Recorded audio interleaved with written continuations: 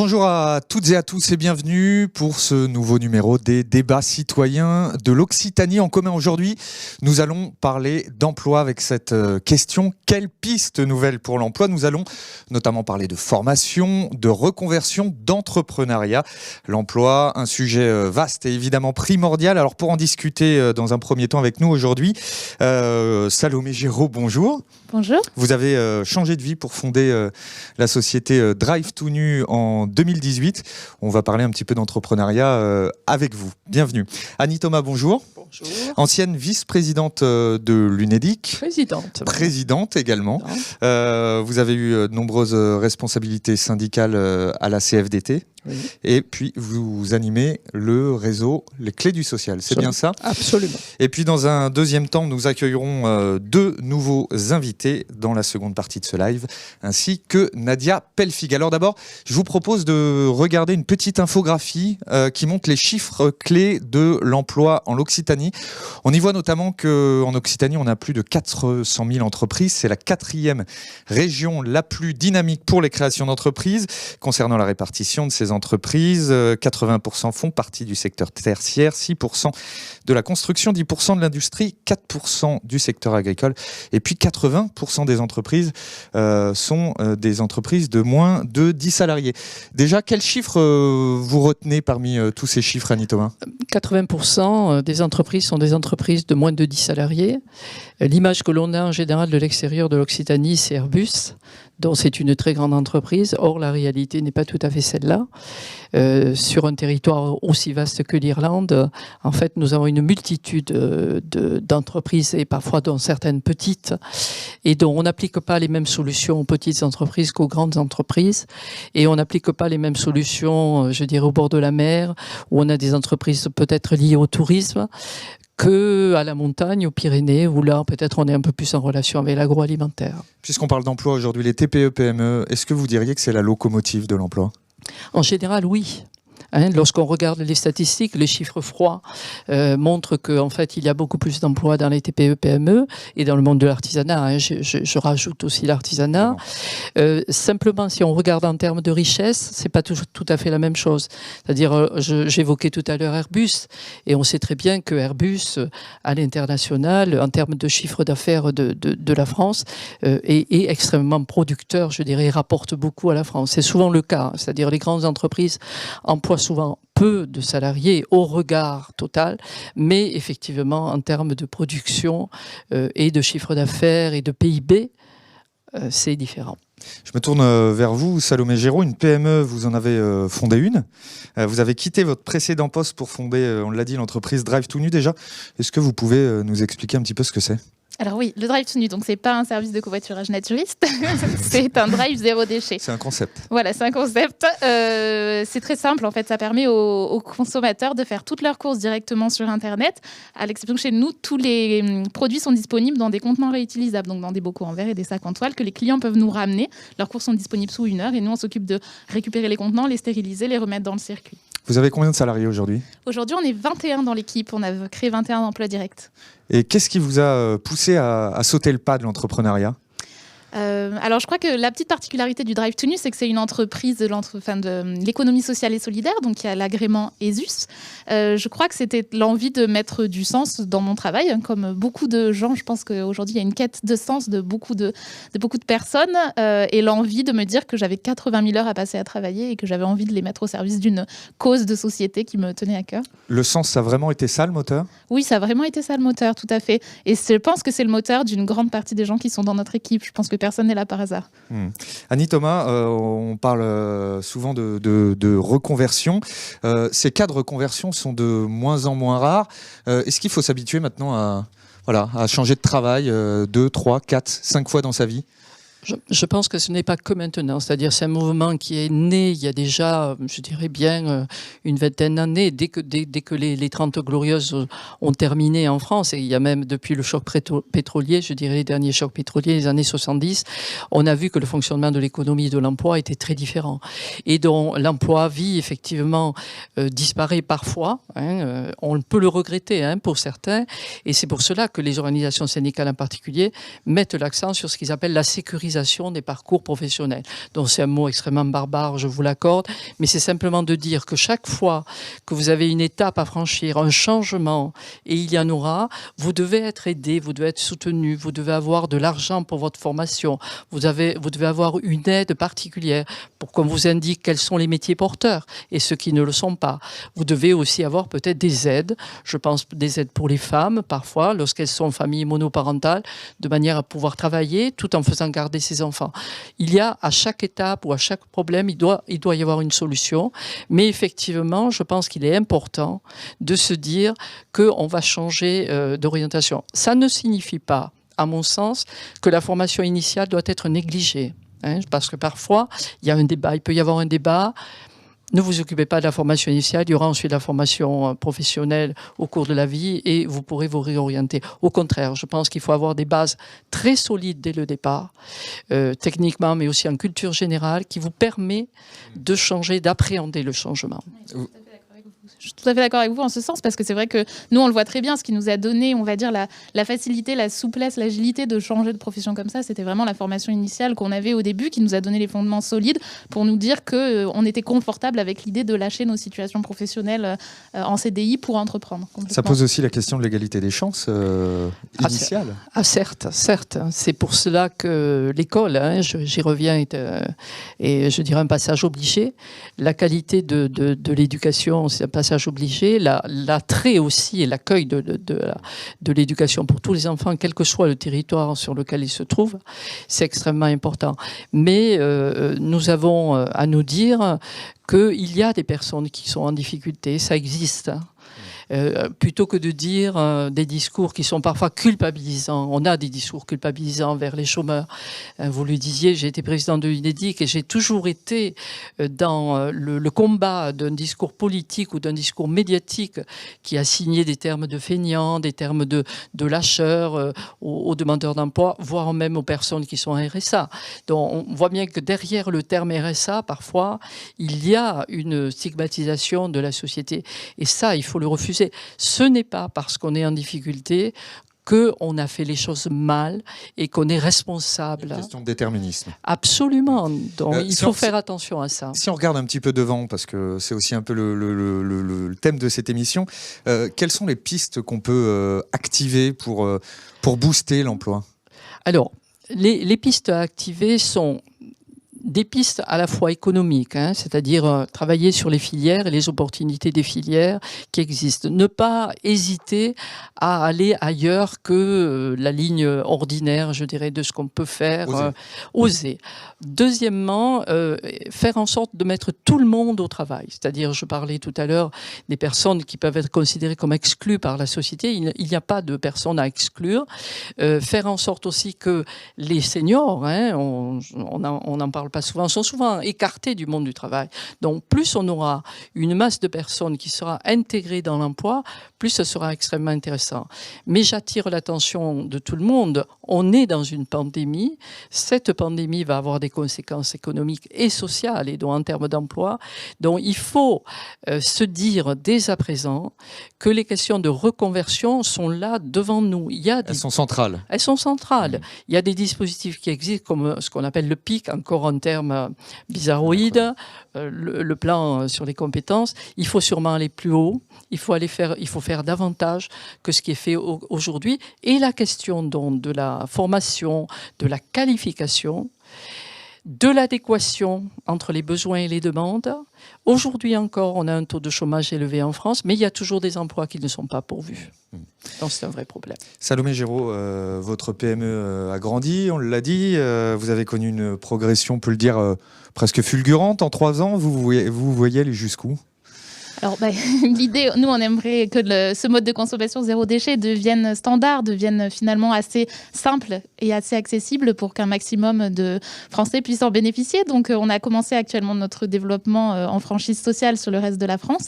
Donc, on espère amener des drive to nu un peu partout dans les territoires, au-delà des frontières de l'Occitanie. Est-ce qu'il y a encore des freins, selon vous, à l'embauche, au développement de l'emploi en tant que patronne ? Oh bah oui, je pense que des freins au développement de l'emploi, il y en a tout plein. À commencer, moi je pense souvent au fait de les connaître en fait, ces emplois. Vous parliez tout à l'heure de l'importance finalement de l'adéquation entre les filières. Enfin voilà, c'est hyper important. Je pense que il y a plein de métiers dont les jeunes n'ont pas forcément connaissance qu'ils existent, et je pense qu'il y a un énorme travail à faire en ce sens, voilà, pour que les gens puissent s'orienter correctement aussi dès la sortie de leurs études. Annie Thomas, est-ce qu'on doit aller, selon vous, vers davantage de décentralisation, d'autres termes, donner plus de pouvoir, notamment aux régions ? La décentralisation, elle est certainement utile. En termes d'emploi et d'économie, la gestion, par exemple, de l'assurance chômage, aujourd'hui, je ne vois pas de perspective pour décentraliser la gestion de l'indemnisation chômage. Je le dis tout de suite, parce que, me semble-t-il, seul le niveau national peut permettre une péréquation et une égalité pour tous. Il y a des régions qui sont pauvres et d'autres qui sont riches. Ça existe, c'est une réalité. Donc, la décentralisation en termes de partage de revenus, en termes de partage d'indemnisation, je suis un peu réticente. La décentralisation, bien évidemment, au niveau de l'aménagement du territoire, au niveau de l'enseignement, de l'éducation, de la recherche, j'y crois davantage. Donc, je mets un petit bémol sur certains domaines par rapport à la décentralisation. Une dernière question, Salomé Géraud. On a parlé de la crise Covid. Je crois que pour vous, ça a été aussi créateur d'opportunités nouvelles ? Alors, effectivement, on a fait face à une grande une explosion d'activité pendant le Covid, parce que beaucoup de Français se sont mis à faire leurs courses en drive, et puis avec une vraie volonté, je pense, avec la prise de conscience qui a été le corollaire de la crise sanitaire, une véritable envie de consommer de façon plus locale aussi, et de favoriser l'emploi en local. Donc oui, pour nous, ça a été une période qui a été bénéfique en termes de chiffre d'affaires, seulement parce que ça entraîne aussi plein d'autres questions, notamment en termes de management d'équipe. Nous, on est sur des sites différents. Aujourd'hui, sur 4 sites différents. Ce sont des gens qu'il faut manager à distance. Il faut faire perdurer la culture d'entreprise aussi, avec toutes ces contraintes. Donc, voilà. Mais ce qui est certain, c'est que, comme le disait Madame tout à l'heure, je pense qu'il y a une véritable crise aujourd'hui, et il va y avoir des phénomènes de reconversion qui vont être là. Et donc, je pense que c'est très important qu'il y ait d'autres entreprises qui puissent prendre le relais aussi, avec des nouveaux métiers qui se créent. Et je pense que l'économie sociale et solidaire fait partie. Ça fait partie des pistes nouvelles pour je l'espère, l'emploi. en tout cas. Eh ben, merci beaucoup à toutes les deux Merci d'avoir accepté de participer à ce débat. Je vous libère. Et puis, je vous propose d'accueillir 2 nouveaux invités.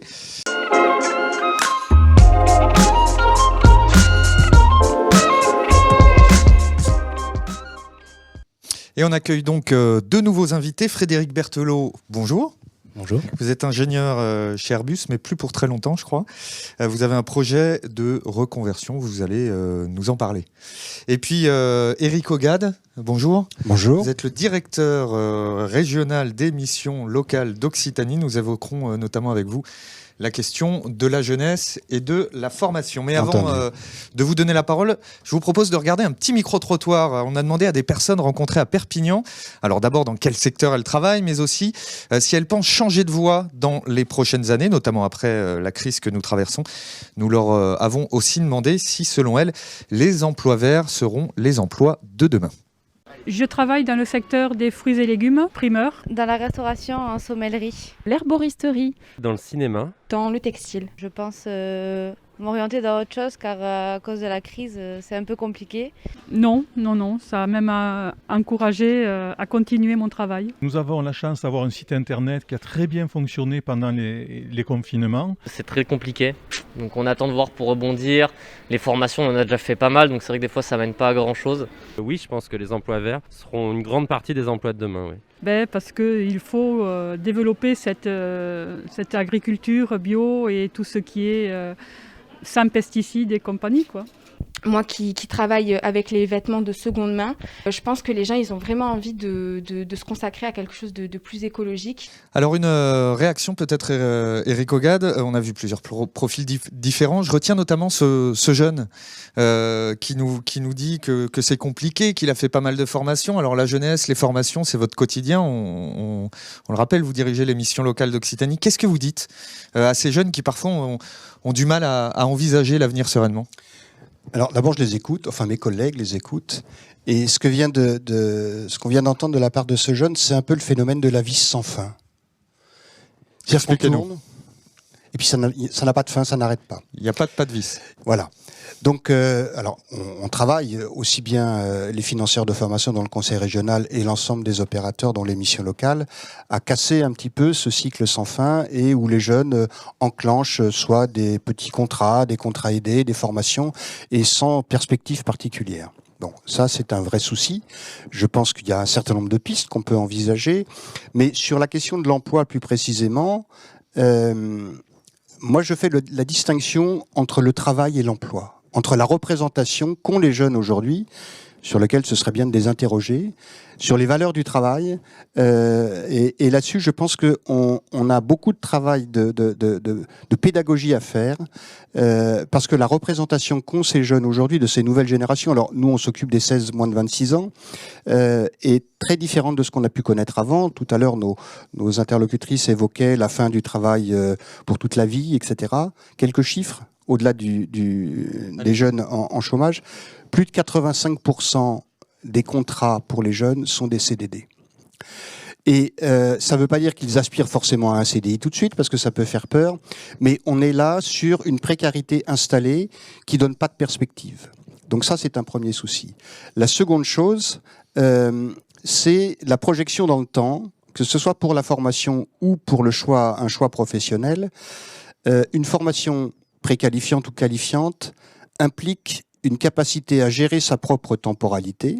Je commence, je ne sais pas, et puis au fur et à mesure, je vais apprendre, et puis enfin, je vais maîtriser des gestes, etc. Et donc, on est là en train de lutter sur cette formation indispensable. C'est la clé, la formation ? C'est une des clés, mais elle ne peut être efficace que si elle est accompagnée. C'est-à-dire que si elle est soutenue... Et puis, il faut avoir accès à cette formation alors, aussi. Ça, c'est un autre sujet, mais qui fait partie de l'ensemble.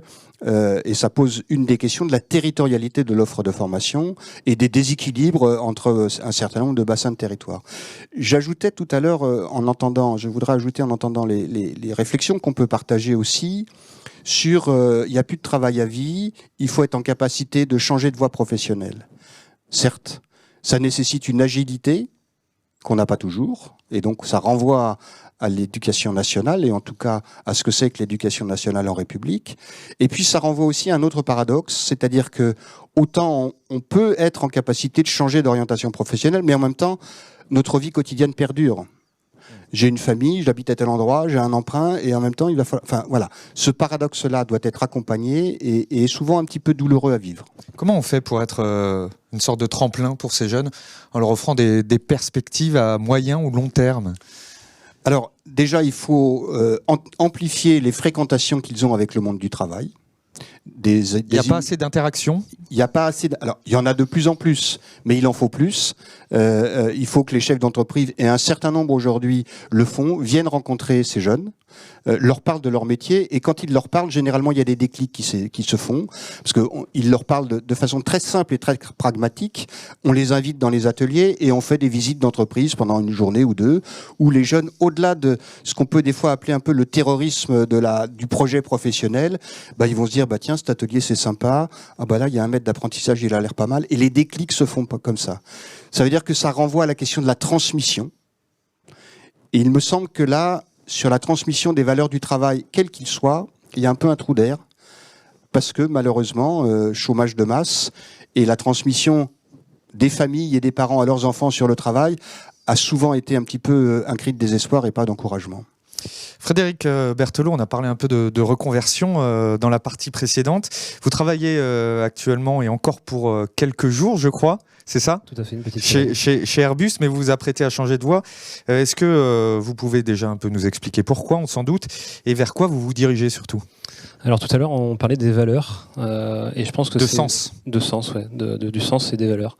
Je pense que c'est vraiment cette quête de sens qui m'a amené à sauter le pas et à profiter du plan social et économique d'Airbus.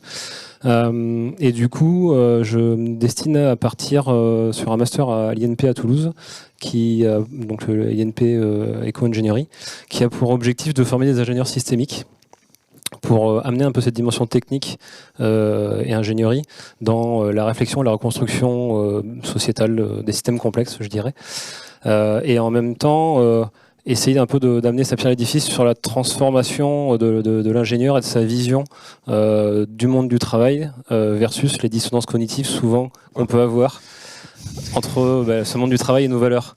C'est un peu mon cas en fait. Ce changement, vous l'avez fait parce que vous y étiez contraint ou c'est quelque chose que vous aviez déjà en tête? C'était quelque chose que j'avais en tête, ça faisait 2-3 ans que j'y réfléchissais et là du coup avec le plan et les accompagnements du gouvernement, ça m'a permis de le mettre en œuvre de manière assez sereine, même si je ne sais pas ce que mon futur sera après cette formation encore. Alors je crois que vous faites partie du collectif ICAR également. Tout à fait. Un collectif des salariés de l'aéronautique qui milite pour que le secteur soit plus en phase avec les contraintes environnementales, c'est bien ça? Complètement.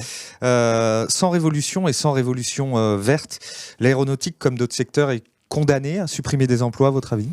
Alors de notre position, que ce soit au niveau d'ICAR ou du PAD, Pensons l'aéronautique de demain, qui est un collectif de collectifs sur Toulouse et même sur la France maintenant, on pense en effet qu'il faut que l'aéronautique se transforme, que l'aéronautique propose peut-être une approche différente de son utilisation et très certainement de ce que demandent de plus en plus d'études, que l'aéronautique décroisse à un moment ou à un autre.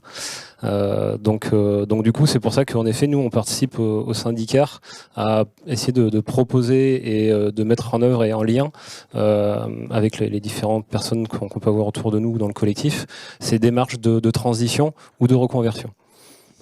On voulait vraiment aborder cette question des emplois verts. Ces emplois verts sont l'avenir, sont les emplois de demain, à votre avis ? Je pense qu'effectivement, il va y avoir une propension assez importante à les développer par les diverses incitations, mais aussi un phénomène, je dirais, culturel, le mot convient pas trop, mais de compréhension de nos concitoyens que c'est une perspective qui devient indispensable.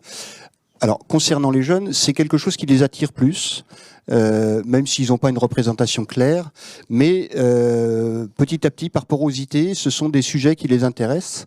On le voit au quotidien. Hein. Et vous avez des offres à leur mettre en face ? Pas beaucoup encore, mais avant d'avoir une offre, je pense qu'il faut faire de la qualification et de la formation. Et je crois que là aussi, on y revient et c'est quelque chose auquel il faut qu'on s'attelle. Mais je pense que ça, il peut y avoir un appétit certainement un peu plus fort pour les jeunes sur ces emplois verts.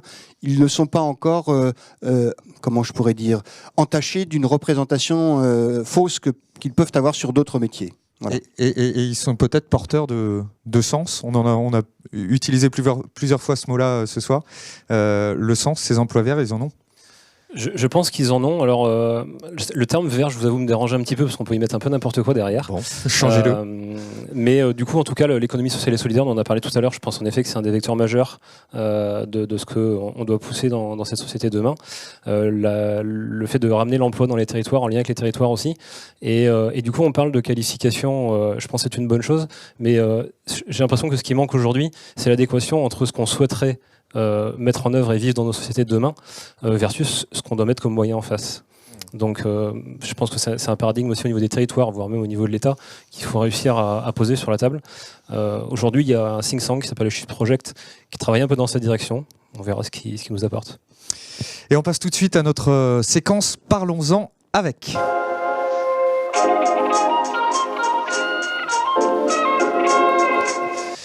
Et parlons-en avec Nadia Pelfig. Bonjour, vice-présidente de la région Occitanie en charge du développement économique, de l'enseignement, de l'innovation et de la recherche, c'est bien ça ? C'est ça. Bon, alors déjà Nadia Pelfig, on a très peu parlé de cette crise, mais on est obligé quand même d'en dire quelques mots. Est-ce que vous pouvez nous dire un petit peu le rôle joué par la région dans cette crise, notamment en matière de protection de l'emploi ? Le but pour la région, c'est de conserver ses compétences et ses savoir-faire. Et vous le savez, même si on a été à cette étape un peu moins impacté d'un point de vue sanitaire que d'autres territoires, l'impact économique est important. Ça veut dire quoi l'impact économique? Ça veut dire que concrètement, il y a des femmes, des hommes sur notre territoire qui voient leur emploi menacé, pour certains supprimé, parce que certaines de nos entreprises ont moins d'activité. Et Frédéric, vous l'avez évoqué tout à l'heure, le secteur aéronautique est fortement percuté notamment. Du coup, le rôle de la région, ça a été très tôt de proposer des aides d'urgence aux entreprises pour pouvoir maintenir les femmes et les hommes dans le cadre de leur emploi. Ça a été des dispositifs qui s'appellent former plutôt que de licencier, justement, pour pouvoir épouser ces mutations. Ça a été de l'aide au loyer pour nos petites entreprises, pour nos commerçants, nos artisans qui ont été sous fermeture administrative. Bref, ça a été 470 millions d'euros au total d'aides qui ont été mobilisées, 50 000 entreprises qui ont été accompagnées depuis 9 mois, soit sur des aides d'urgence, soit sur des aides de relance. Mais notre ambition, l'ambition de la présidente de région, c'est pas simplement de nous positionner, de sauvegarder l'emploi tel qu'il est, c'est accompagner tout notre territoire, les femmes et les hommes qui le composent, dans une transformation de notre modèle de développement économique, parce que pour le monde d'après auquel on aspire tous, c'est pas forcément de revenir à ce qu'il était avant, y compris avec ses problématiques en termes d'impact environnemental ou de conditions de travail. On peut continuer à travailler en Occitanie, produire de l'emploi, mais mieux d'emploi pour une meilleure qualité de vie. On a parlé aussi des TPE-PME. On a vu que 80% des entreprises d'Occitanie ont moins de 10 salariés. 97, Thomas, 97% des entreprises d'Occitanie. Les chiffres qu'on m'avait fournis. Alors du coup, je repose ma question. Sont elles la locomotive de l'emploi ? En tout cas, à l'évidence, elles forment ensemble plus d'emplois et créent plus d'emplois ou maintiennent plus d'emplois que toute autre entreprise, puisqu'elles représentent 97% de notre tissu économique. Ce sont aussi souvent des entreprises qui sont moins délocalisables, puisque ce sont des plus petites structures et qui sont attachées à leurs collaborateurs, leurs collaboratrices. On a beaucoup de structures aussi qui sont familiales en région Occitanie. En tout cas, c'est vers celle-ci qu'on mobilise l'ultra-majorité de nos aides. Alors j'ai demandé à chaque intervenant de préparer une petite question à poser à Nadia Pelfic sur le thème de l'emploi. Frédéric Berthelot, je vous en prie. Mais la première, ça va bien avec l'Occitanie en commun. Selon vous, quelle pourrait être la place des débats citoyens au niveau du territoire pour participer à la construction de la vision ou stratégie à long terme de la région et donc de l'emploi, comme je le disais tout à l'heure? On est en plein dans le thème. Complètement. Alors, nous, on est convaincus de cette nécessité de construire avec les habitants, avec les salariés ou avec ceux qui aspirent à le devenir, nos étudiants du territoire occitan. On a déjà fait un premier exercice de ce type avec la Convention citoyenne pour préparer ce qu'on appelle le pacte vert, c'est-à-dire justement des fondamentaux pour changer notre modèle de développement. Je pense aussi que ça doit se passer au sein de l'entreprise qui doit avoir des systèmes de gouvernance qui permettent une meilleure participation des salariés. C'est une des raisons pour lesquelles on travaille avec plusieurs structures, notamment dans le Centre des jeunes dirigeants là, que je viens de quitter, pour tout vous dire, qui va tenir son congrès très prochainement en région Occitanie, parce qu'on veut être effectivement la première région à impact environnemental et social positif, et l'entrepreneuriat est un vecteur pour y arriver. Donc associer les salariés, les habitants, et voir quelles sont les trajectoires qu'on a épousées ensemble, c'est-à-dire travailler, produire, oui, mais pourquoi faire, pour répondre à quels besoins. Et la question de ces besoins fondamentaux à satisfaire nous semble être la première question à laquelle il nous faudra collectivement répondre pour voir quelle industrie doit être soutenue par les pouvoirs publics, quel type d'industrie, quel type de production, quel type d'agriculture. Et c'est des sujets qui sont déjà mis à l'épreuve et notamment débattus par l'intermédiaire de webinaires avec notre agence de développement économique ad hoc. Je vous encourage à y participer. Eric Ogade. Oui. Alors moi j'ai une question qui concerne un petit peu le public jeune, puisque c'est quand même là-dedans que je travaille depuis longtemps. Et on l'évoquait tout à l'heure dans nos discussions, dans nos débats. Au moins deux choses. Les jeunes ont des représentations erronées ou fausses du travail, quel qu'il soit, d'un certain nombre de secteurs. Donc il me paraît nécessaire de faire des rapprochements très simples au niveau des territoires, entre ces entreprises que vous citez, les petites entreprises, qui sont souvent inconnues des jeunes. Ils connaissent pas leur territoire, ils savent pas qu'à côté, il y a un atelier, il y a telle boîte qui travaille. Ça, c'est une première question. Comment vous comptez faire pour opérer ces rapprochements et indirectement donc favoriser la formation professionnelle, qui est un des éléments clés pour accéder à l'emploi. Et puis, dans cette question, il y a aussi la question de l'égalité des territoires et de la territorialisation, un peu pour nous, de l'offre de formation. On sait qu'il y a des territoires bien alimentés, d'autres moins. Et je pense que c'est très compliqué parce qu'une carte, il y a un catalogue de formation identique sur tout le territoire, c'est, je vais pas dire impossible, mais c'est très compliqué. Mais ceci dit, on a des territoires ruraux qui sont mal desservis sur l'offre de formation et par là même sur la capacité de mettre les jeunes à l'emploi. Et cette question-là de fréquentation des jeunes et des entreprises sur leur environnement, ça évite la dispersion. Je pars d'ici parce qu'il n'y a rien, ce qui n'est pas vrai. Il y a, mais je ne connais pas. Et un de nos principes, c'est faire pour apprendre. La réponse de Nadia Pelfi. Je crois que vous avez raison. On s'attache tous, dans une vision de l'égalité, à ouvrir l'ensemble du champ des possibles pour nos jeunes. Le problème, c'est que ce champ des possibles, en fonction de l'information qui est celle des jeunes sur tel ou tel métier, il est plus ou moins étroit. Hier, j'étais dans une entreprise qui fabrique des ballons dirigeables pour le CNES et qui teste le climat. Il y avait là des femmes qui étaient en emploi depuis 35 ans et une jeune femme qui venait d'intégrer l'entreprise, qui donc fabriquait ces voiles pour les ballons dirigeables et qui était un mois auparavant prothésiste dentaire. Elle avait l'ignorance totale un mois avant de ce métier-là et il lui a été présenté parce qu'elle disait à quel point elle était attachée à des rêves, aux découvertes du spatial, à la science et là elle est tombée sur quelqu'un qui a réussi à la conseiller sur cette entreprise qui recrutait. Je crois beaucoup à la nécessité d'ouvrir les portes de nos entreprises. Simplement, il faut être conscient que quand vous êtes dirigeant ou dirigeante d'une TPE, du PME, vous avez peu de temps, peu de personnel pour pouvoir être en capacité d'accueillir.